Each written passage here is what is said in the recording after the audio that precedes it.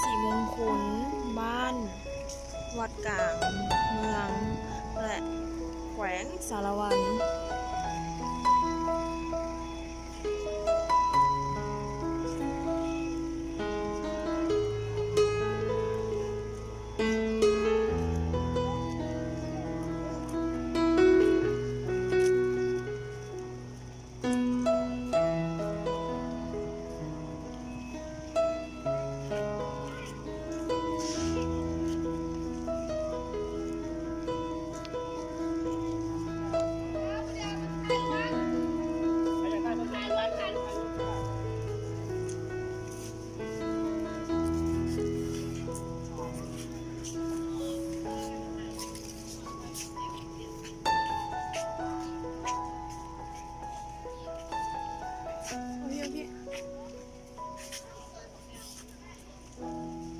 อันนี้แม่นหอไตเพิ่นบูรณะใหม่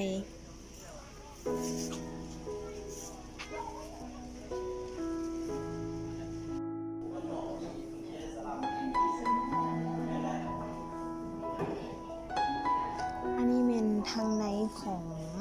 หอไตนี่จะเป็นแบบนี้ปัญหาก็บูรณะใหม่ปัญหาก็บูรณะใหม่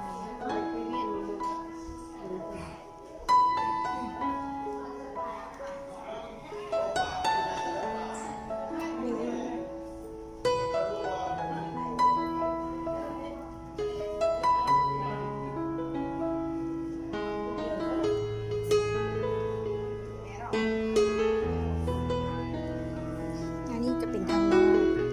ได้ปะ